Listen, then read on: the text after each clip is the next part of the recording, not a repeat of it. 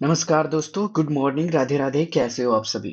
आशा करता हूँ आप लोग अच्छे से पढ़ाई कर रहे होंगे। सीटेट जो है 2 जुलाई 2025 आने वाला है। आपके पास 3 मंथ बच गए, इसलिए हमने पेडागोजी भी स्टार्ट कर दिया। प्रीवियस ईयर जो विद्यार्थी नहीं देखे हैं, प्लेलिस्ट जाकर चेक कर लेंगे। आज इस लेक्चर 1 में हमें पढ़ना है नेचर ऑफ साइंस पेडागोजी में।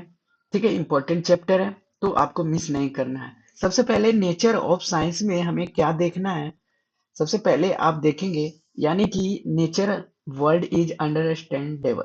यानी कि हम ये सब जो पीपीटी लगाए हैं, बिल्कुल ही हम ये समझाने वाले नहीं हैं। ये जो है पीपीटी आपको हम पीडीएफ जो है दे देंगे। ठीक है, आपको खुद करना होगा। हम यहाँ पे शॉर्ट में एक बता देते हैं क्या क्या होता है, क्या क्या नहीं होता है। ठीक है, तो चलिए, हमारा कहाँ पेन कहाँ गया, चलिए आ जाइए यहाँ पे। सबसे पहले नेचर ऑफ साइंस की बात करते हैं। नेचर ऑफ साइंस की हिंदी क्या होता है? विज्ञान की प्रकृति। ठीक है, अब सबसे पहले इसमें कीवर्ड क्या याद रखना है? ठीक है, ऑप्शन पढ़ें और कीवर्ड आपको इसमें मिला तो ठीक है, नहीं मिला तो नेगेटिव। सबसे पहले आपको जो है ये अस्थाई होता है, टेंटेटिव होता है। ठीक है, यानी कि अस्थाई। Science is A tentative subject. अब दूसरा थॉट क्या करा है? दूसरा करा है यानी कि टेंटेटिव अस्थाई डेवलपमेंट होता है। दूसरा होता है एस्केपिटिज्म। एस्केप क्या होता है, मीनिंग क्या होता है escape? S S C E P T I S H M. तीसरा क्या, ये संदेहवाद होता है। अगर साइंस जहां है वहां पे संदेहवाद तो जरूरी है। ठीक है, ये संदेहवाद होगी। अब क्या होता है? इनोवेशन। इनोवेशन, इसे क्या कहते हैं? जिज्ञासा। ठीक है, टेंटेटिव कैसी होनी चाहिए? डेवलपमेंट होनी चाहिए, अस्थाई, यानी कि रुकनी नहीं चाहिए। ठीक है, अब क्या होता है उसके बाद? कीवर्ड एक होता है लॉजिकल। तो अगर आप साइंस के विद्यार्थी हैं तो कुछ लॉजिकल ही सोचेंगे, या ना कि बाबा की तरह ऐसे पुक्की बाबा की तरह जो है इलॉजिकल तर्क देकर यानी ये सब सपाटा कर देंगे। ठीक है, तो ऐसा नहीं करना है। ठीक है, ये होता है लर्निंग टू डूइंग, यानी कि करके सीखना, ना कि ऐसे ही फालतू में बोलते रहना। यानी कि लर्निंग टू डूइंग हो जाएगा। ठीक है, अब क्या करा है? जिस तरह से हम एग्जाम्पल अभी पढ़ने वाले हैं, आपको थोड़ा सा ध्यान रखना होगा। ठीक है, जैसे आप क्लास 10th में पढ़े होंगे या फिर क्लास 9th में। क्लास 9 में क्या पढ़े हैं? Atoms and molecules. John Dalton ने सबसे पहले कहा था कि एटम जो है अविभाजित है, यानी कि एटम्स हमारा शरीर है, जो कि ना अति मर सकता है ना खत्म हो सकता है। यानी कि हमारा शरीर एटम से मिलकर बना है। हमारा शरीर एटम से, यानी कि जॉन डाल्टन है। ठीक है, एक कहानी सुनाता हूँ। अब हम कुछ यानी कि लॉन्ग ट्रिप पे बाहर गए। अब हमारे सामने जो है एक बाबा आ गए। बाबा बोले तो चाचा जी बोल सकते हैं उसको, या फिर बाबा ही बोलो। वो बड़ा सा ऐसे दाढ़ी मूछ लगा के बैठे हुए हैं, ऐसे जप कर रहे हैं। हमने कहा बाबा बाबा बाबा क्या हुआ बाबा? तो बाबा बोले कि देखो, मैं तुम्हें श्राप दे दूंगा। तो मैं वहीं पे रुक गया। चलिए बोलिए क्या है, बात है तो ऐसे ही श्राप दे दोगे? तो कहा कि ये जो तुम्हारा शरीर है अणु से मिलकर बना है। कहा अच्छी बात है, आपका भी शरीर है। तो कहा अच्छा, हम सबका शरीर अणु से मिलकर बना है, यानी कि मोलिक्यूल से मिलकर बना है। हाँ बिल्कुल, ये कभी खत्म नहीं हो सकता, ये अविभाजित है। तो कहा चलिए ठीक है। हम आगे कुछ दूर गए, यहाँ जॉन डॉल्टन मिल गए। अब आगे दूर गए। ठीक है, अब एक बाबा और मिल गए। ठीक है, और उन्होंने जे जे थॉमसन नाम था उनका। क्या नाम था? जे जे थॉमसन।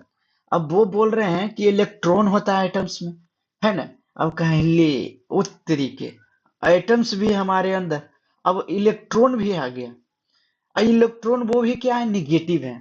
ठीक है, यानी कि चलिए ये भी है। यानी कि ये क्या है? टेंटेटिव अस्थाई हो रहा है, लेकिन डेवलपमेंट हो रहा है ना। अस्केपिज्म, हमें संदेहवाद भी हो रहा है।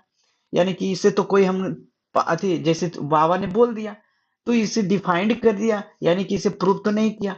अब जो है ये हमें मन में और जिज्ञासा आया, इनोवेशन आया। अब हम कुछ दूर और गए, एक बाबा और मिले, James Chadwick. Electron neutrons, James Chadwick. अब प्रोटॉन्स और कौन थे? इलेक्ट्रॉन प्रोटॉन्स और कौन थे? रदर्स, यानी न्यूक्लियस रदर्सफोर्ड। उन्होंने कहा अंदर तो न्यूक्लियस में प्रोटॉन न्यूट्रॉन भी होता है। लो, अब एक बाबा और मिल गए, रदरफोर्ड ने कहा। तो यानी कि हमारा स्केपिटिज्म, संदेहवाद बढ़ता गया, इनोवेशन भी बढ़ता गया, और ये डेवलपमेंट भी होता गया। ठीक है, अस्थाई हुआ, टेंटेटिव हुआ। अब इलॉजिकल था कि लॉजिकल था, उन्होंने अल्फा पार्टिकल्स पे रदरफोर्ड ने यानी कि रिएक्शन कराया, उन्होंने लॉजिकल तर्क दिया। अब वहां पे क्या हुआ, एक जो एक्सपेरिमेंट किया वो क्या हुआ, लर्निंग टू डूइंग। क्या हुआ, लर्निंग टू डूइंग। अब रदरफोर्ड के बाद एक भोर्स मॉडल था, है ना। भोर्स मॉडल में जो चक्का जैसा है घोल, उसमें पॉजिटिव निगेटिव डाल के भोर्स मॉडल बनाए थे। ठीक है, तो इस तरह से जो है ये नेचर ऑफ साइंस हमारा हुआ। अब इसको समझना है। अब ये प्रूफ एक्टिविटी भी हुआ। अब जैसे पेडागोजी है, पेडागोजी है तो इसमें हमें तर्क देना पड़ेगा, पेडागोजी हमें पढ़ाना पड़ेगा, हमें मैथ में जैसे पढ़ा रहे हैं उसको कंसेप्ट बताना पड़ेगा, ना कि हमें रटाना पड़ेगा। ठीक है, तो इसका कीवर्ड और कौन सा हो गया, प्रूफ। प्रूफ, दूसरा क्या हो गया, एक्टिविटी। तो ये सब हमारा क्या हो गया, नेचर ऑफ साइंस हो गया। ठीक है, अब चलिए इस पे सवाल करते हैं। इस पे सवाल जो है 51, यानी कि हमने पेपर से उठाया, इसलिए क्वेश्चन जो है वही रहने दिए। ठीक है, आपको ना लगे कि ऐसे ही जहां तहां से उठा दिया। मैं यहाँ पे कोई जो फालतू काम नहीं करूंगा, जो है रिलीवेंट वीडियो शॉर्ट बने अच्छा है, लेकिन यहाँ पे बकैती नहीं करूंगा। आइए आप पढ़िए, 2 के स्पीड से देखिए, आप कुछ लिख सीख कर जाइए। ठीक है, निम्नलिखित कथन में कौन सा विज्ञान की प्रकृति का सबसे अच्छा वर्णन करता है। तो क्या है, science is about appreciation of nature, यानी विज्ञान की सराहना के बारे में है। विज्ञान प्रकृति की व्यक्तिगत खोज है। Science is a value free objective to core, यानी विज्ञान मूल्य मुक्त और निष्पक्ष है। साइंस इज ए सोशल इंडिव है, यानी कि विज्ञान के सामाजिक प्रयास हैं। जैसे बाबा मिल रहे थे, हम समाज में ही विकास कर रहे थे, टेंटेटिव डेवलपमेंट हो रहा था। हम बच्चे पैदा होते हैं, समाज से ही विकास करते हैं, फिर स्कूल से। ठीक है, यानी कि अलग अलग रूप है, लेकिन विज्ञान की प्रकृति, नेचर ऑफ साइंस बेस्ट कह रहा है इसमें, है ना। यहाँ पे देखिएगा, ये बेस्ट कह रहा है, तो ये सोशल इंडेवर है, यानी कि सामाजिक प्रयास है। ये याद रखिएगा। अगला सवाल देखिए, सीटेट जनवरी 2021 पेपर 2 में पूछा गया था।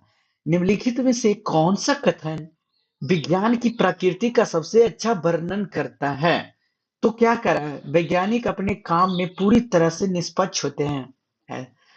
अगला सवाल अभी नहीं करें, हाँ या नहीं। वैज्ञानिक विधि अनुसंधान के संचालन के लिए एकमात्र, एकमात्र कह दिया, वनली, ये गलत हो जाएगा। विज्ञान मान्यताओं की एक प्रणाली है। अच्छा, कोई भी धारणा मान लेंगे प्रणाली हो जाएगा, नहीं। विज्ञान प्राकृतिक में सामाजिक है, ये बेटर है, इससे बेटर है। ठीक है, ये तो है ही नहीं कहीं पे। अब अगला सवाल क्या करा है, विज्ञान के बारे में निम्नलिखित कथनों में से वे पहचाने जो गलत है। यहाँ पे नेगेटिव टर्म ढूंढना है। चलिए, साइंटिफिक आइडिया इज टेंटेटिव, ये तो सही है। टेक्नोलॉजी हैज प्रोसीड, यानी कि प्रौद्योगिक सभ्यता के इतिहास में विज्ञान से पहले आई है। चलिए आगे देखते हैं। द वैज्ञानिक विधि अनुसंधान करने के लिए वनली, एकमात्र यहाँ पे बोल दिया वनली, ये गलत हो जाएगा। In science self examination and escapism, संदेहवाद तो आता ही है, ये भी सही है। तो गलत पहचान कह रहा था, हमारा आंसर कौन सा मिल के आ गया, हाँ, ऑप्शन बी। ये सब सही है, लेकिन ये सब गलत है, तो इससे गलत यहाँ पे मारेंगे। यानी कि ये ऑप्शन के अनुसार गलत है, लेकिन ये तो सही है ना। जो कीवर्ड हमने बताया उसको रिलेट कीजिएगा। अगला सवाल क्या कह रहा है, निम्नलिखित में से कौन से कथन विज्ञान की प्रकृति के वर्णन करता है। अच्छा, नेचर ऑफ साइंस में अभी हमने क्या बताया, साइंस इज ए टेंटेटिव। एक बार और रिवीजन कर लेते हैं, साइंस इज ए टेंटेटिव। दूसरा क्या रहा, ये सेकेंड कीवर्ड है एस्केपिटिज्म, संदेहवाद है। तीसरा क्या है, इनोवेशन। चौथा क्या है, लॉजिकल होना चाहिए। पांचवा क्या है, लर्निंग टू डी, यानी करके सीखना। क्या होता है, करके सीखना। यहाँ पे हमने एग्जाम्पल भी देखा, एग्जाम्पल में क्या लिया था, क्लास 9th का जो है एटम्स एंड मॉलिक्यूल्स, और ये सवाल हमने कर रखा है। तो सामाजिक, ये जो है बेटर हमारा ऑप्शन है। अब अगला है, इसी पे रिलेटेड था जो पेपर 1 में पूछा गया था। ये क्या था, सी साइंटिफिक, यानी कि हम यहाँ पे जो है रिवीजन भी कर लिए, 1 सेकेंड लगा। अब निम्नलिखित में से कौन से कथन विज्ञान की प्रकृति का वर्णन करते हैं। है ना। साइंस टेंटेटिव है। साइंटिफिक एक्सप्लेनेशन आर फॉल्सिएबल, यानी कि वैज्ञानिक व्याख्याएं खंडन योग्य होती हैं। चलिए आगे देखते हैं। It is a process of describing the world around us, यह अपने आसपास की दुनिया की व्याख्या करने का एक प्रयास है।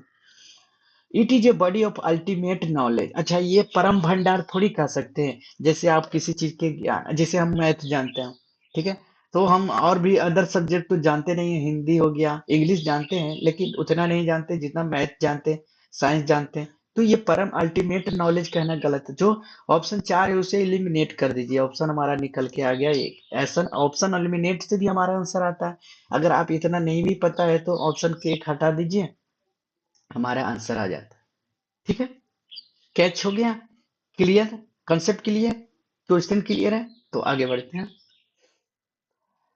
अगला सवाल क्या कह रहा है, निम्न में से कौन सा कथन विज्ञान परकशील है, कथन की सही व्याख्या करता है, यानी कि साइंस इज टेंटेटिव।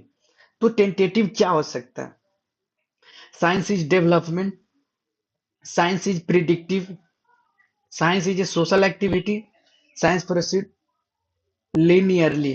तो science is a social activity, क्या हो जाएगा, science is a social activity. सबको समझ में आ गया। अब ये 58 सवाल, अच्छा रदरफोर्ड वाला है। तो हमने जो आंसर दिया था कि निम्नलिखित प्रसंगों में से कौन सा विज्ञान की अस्थायी प्रकृति को उजागर करने के लिए सर्वोत्तम है। तो एक शिक्षक छात्रों में उन विभिन्न तरह के पदार्थों के अनुभव को साझा करने को कहता है जिससे वे रोजमर्रा संपर्क में आते हैं। चलिए अगला ऑप्शन है, थॉमसन के प्लम पुडिंग मॉडल और रदर्स के परमाणु मॉडल जैसी परमाणु की संरचना के विभिन्न अवधारणाओं की सीमाओं पर शिक्षक कक्षा पर चर्चा कर रहा है, जैसे हम किए। ये सही है। क्या करा, एक शिक्षक परमाणु की संरचना की व्याख्या करने के लिए आरेख बना रहा। हमने तो कोई आरेख नहीं बनाया, ठीक है। पदार्थ की प्रकृति संबंधी छात्रों के वैकल्पिक अवधारणाओं को पता लगाने के लिए शिक्षक मुक्त सिरे के प्रश्न पूछ रहा है, ऐसा कुछ नहीं। तो हमारा ऑप्शन कौन सा हो जाएगा, आंसर बी हो गया। तो वीडियो जो है 13 मिनट का बन गया। आप जो है 2 के स्पीड से 6 मिनट में देख सकते हैं। अब तो ये लास्ट में हम बोल रहा हूँ, अच्छा कोई बात नहीं, ठीक है। तो वीडियो अच्छा है, भरोसा कीजिए, हम जो है कंटेंट अच्छा देंगे, ठीक है। तो चैनल को लाइक सब्सक्राइब और अपने दोस्तों के साथ शेयर करना नहीं भूलेंगे। मिलते हैं अगले वीडियो में। वीडियो देखने के लिए धन्यवाद।